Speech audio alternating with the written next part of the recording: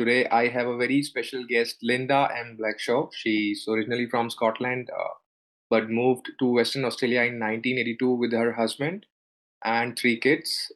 Imagine moving, that far with three little ones. It's like traveling with your own circus.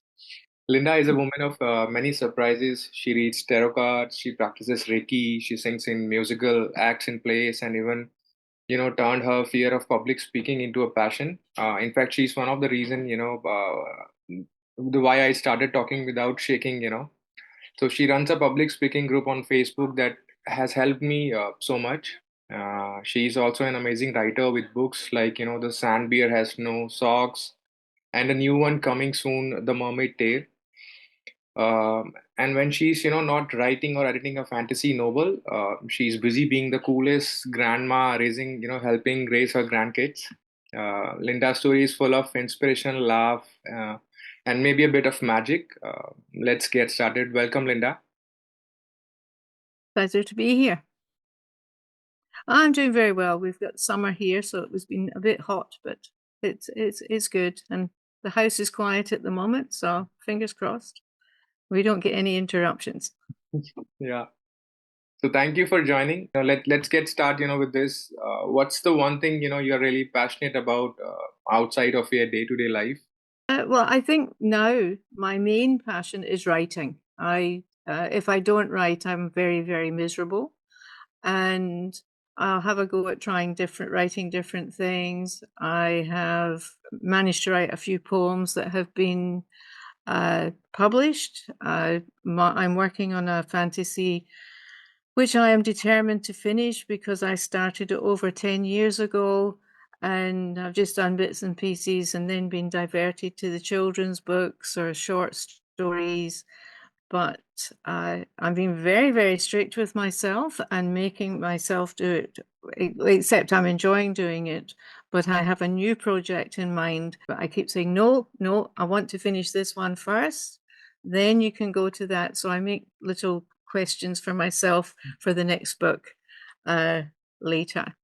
And I think that's one of the things that is probably exciting but frustrating about my writing, is that I have so many ideas that I can't possibly live long enough to write them all.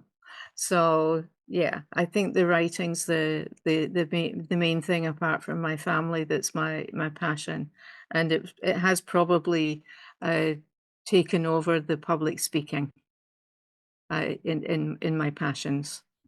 Yeah, so you've achieved so much writing books, performing on stage, and even mentoring others in public speaking. So, what motivates you to keep going on, even on really tough days? Well, I think it's resilience, because I had a really, really tough year this year health-wise, and it was very confronting because I developed sepsis and I could have died, and it was just sheer determination not to die. I can remember lying in the emergency room going, I can do it. I'm not going to let this beat me, and here I am. And it's actually, I think that's another reason why I'm so passionate, or more passionate, about my writing now, is the thought of it all being taken away in just that split second, because it is very confronting when a doctor says to you, what do you want us to do if your heart stops? And I very quickly said, well, you better start it again. And thankfully it didn't get to that stage. The antibiotics worked, but that was how close it came. And I think um and I mean, I did feel people around the bed, and I told them to go away. I said I wasn't ready to go for at least another 30 years, which would actually take me to 102. So um that's fine. Do you believe in God or higher power? And and if yes, so how does that belief shape the way you live and approach life? Yeah, I believe in probably I would say a higher power, because I've looked at several of the different um, religions around the world, and I think one of the things. through my writing, I was doing some automatic writing, so I was channeling messages from spirit through my writing. And the key of that is love. And I do my best to send love around the world. I try to be compassionate in my day-to-day life. Sometimes it can be very hard to send love to people because of the actions that they take. And then I usually just hand them over to the angels and just say, look, I'm too human. I cannot send love to that person, and do it. And as part of my Reiki practice, I have which I'm not actually using much Reiki, except that I have a healing box. So when I see something that happens dreadful in the world, that goes in the healing box, and then each night I invite love and healing on everybody who's in the box. When I was in Vietnam on a holiday, we went to several temples, and one of the temples had a beautiful statue of Kuan Yin.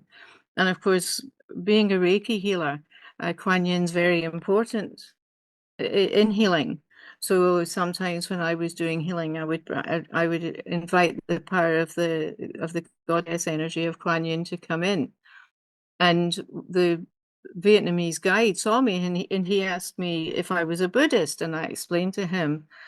And then I ended up with the most amazing experience.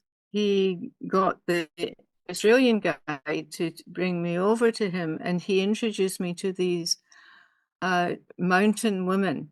So they were from the mountains of Vietnam, did not speak a word of English. I did not speak any Vietnamese, but just energetically, we connected. And it was one of the most precious moments of my 10-day trip to Vietnam, was to just spend time in this spiritual energy. And then sort of like one of them actually held my hands and as if she was giving me a blessing. And the Australian guide said that was actually a mark of respect. And I just thought it was such a wonderful spiritual moment, which came about because I was honoring Kuan Yin and my healing journey. And I think I spent a lot of time in the last, probably 20, 25 years, working on mindfulness, uh, practicing what I preach. I do try to be loving and compassionate. Sometimes some people do push it a bit, but I do my best. And I do believe that there is a higher power, and I think it's for everyone. It's not, I get really annoyed when people try and tell other people that their religion's the best religion. No, it's not. It's the best religion for them. You know, whatever people believe, that's the best for them. And that's how I try to live my life, is that way. So, I know that, you have written books and have more exciting projects coming up. So, what's the side hustle, or a dream project that really excites you? Well, right now it is probably the fantasy I have been writing on and off for all these years, because the story itself still excites me. I'm probably on the 13th revision of it, because I would write it, leave it, so then I'd have to reread what I'd written so that I could continue on with the story.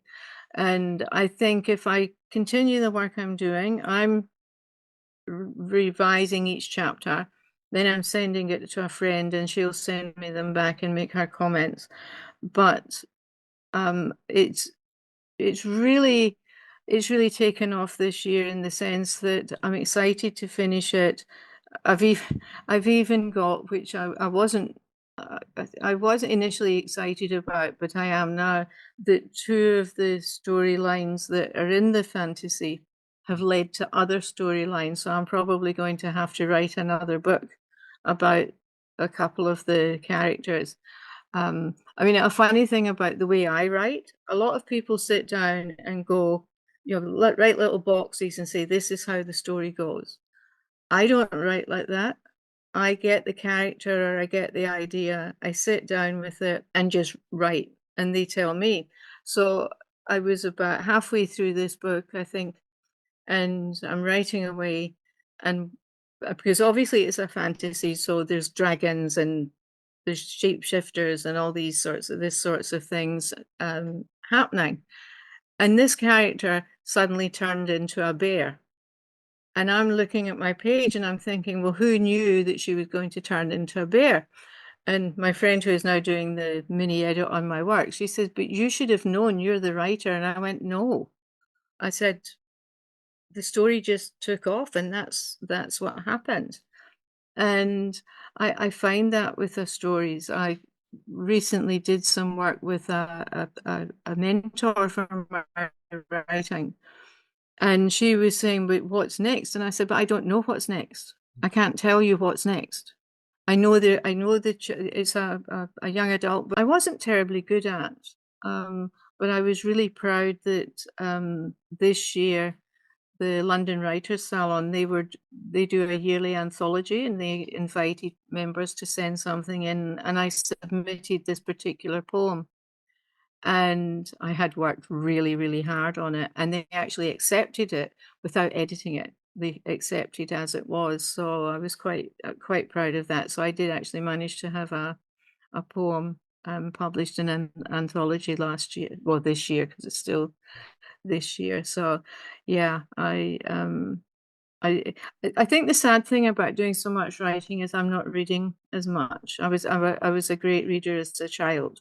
Um, when as soon as I could learn to read, where's Linda?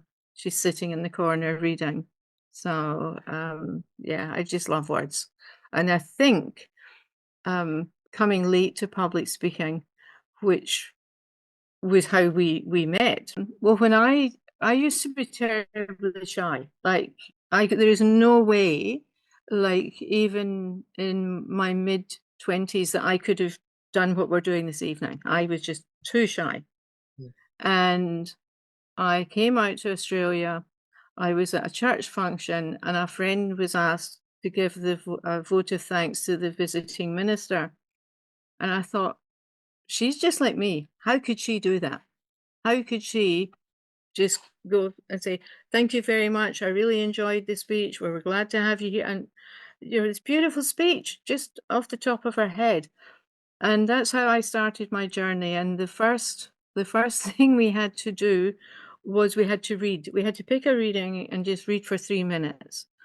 And there was a gentleman there, and he did a critique of what I was doing, similar to what I did for you and the others. She had a beautiful stance. Now, the only reason I had a good stance was because if my legs were close together, they would have been knocking and I'd probably fallen over. I was just so nervous. But it was in the doing that you become better. And now I can most of my speeches I work on in my head, so I don't, unless there's dates. I'm terrible with dates and numbers. Unless there's specific things like that in it, I have very little notes in front of me. It's all in my head, which comes off as a good speech, but you can't repeat it. So if you're planning to go on a public stage, so any of your listeners, if they're planning to do something on a public stage, I suggest you do record your speeches or you write them down, because you will not be able to do it again. And it's certainly, if anyone is shy, my suggestion would be find a public speaking group and make yourself do it, because when I looked at yourself and some of the other young men and young ladies as well who were doing the public speaking, you could see the nerves in the first one and you could see the nerves in the second one. And then each time you became more and more confident. You were still nervous, but you'd learn to use the energy of the nerves to do what you, and now look at you. Yeah, that's what I did. So with so much, with so much on your plate, like writing, public speaking, and even helping raising your grandkids. So how Mm. do you manage? How do you balance your work, hobbies, and personal growth? Um, Well, sometimes you don't. I think that's the thing, and you have to learn not to beat yourself up because there's only 24 hours in the day. I do suffer, only I've discovered it's not insomnia. I've discovered there's something called intermittent sleepers. So so sometimes I can sleep for about 4 hours and I can get up at 2 or 3 in the morning and I'll check and see if there's a write-in on Zoom, which I find fascinating. So there's all these people all around the world not talking to each other, but we're all sitting, typing away and working on our own works. And there's a community and a companionship in that. And I think but for me, it's like not beating myself up. If I've got to go and do something with the children, will I do it? If I think the biggest thing was that with the writing in particular was overcoming procrastination.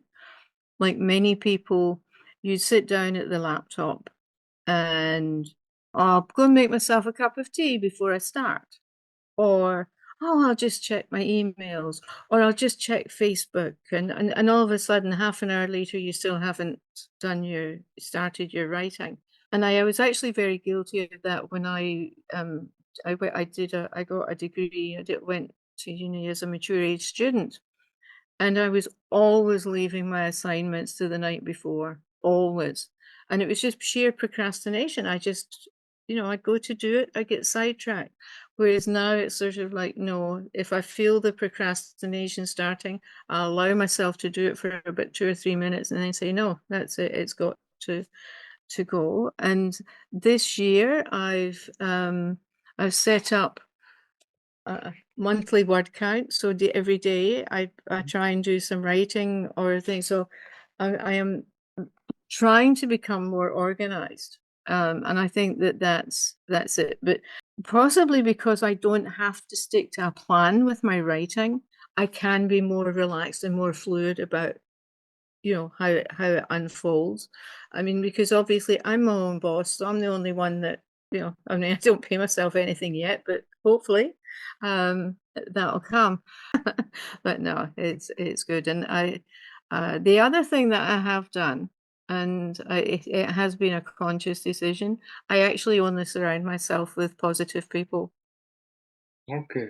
because if it's um some people are just so negative and they enjoy being negative but they're not going to do it round about me because I just think, well, it's too short Mm, to yeah. do it. And I think you'd find the same that I mean, obviously when you're going out to work, you haven't made the choice of who you're working with.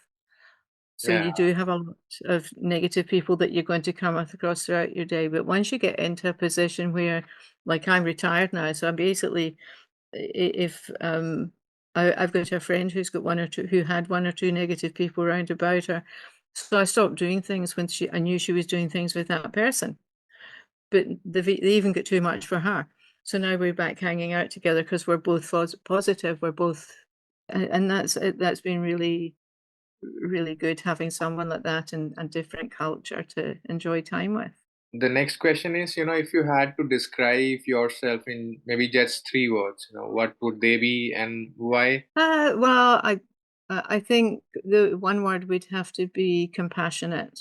And I certainly try to be compassionate. I think uh, and I think it goes back to the negativity because when you watch the news, there's very little compassion, and there seems to be a lot of hatred in the world. And I sort of think, well, that doesn't get anybody anywhere. And um, and it's interesting because one of the things I would have said was non-judgmental. And I try not to judge other people, but like many non-judgmental people, when I listen to myself talk, I was judging me. So it's like, okay, so you can't describe that about yourself.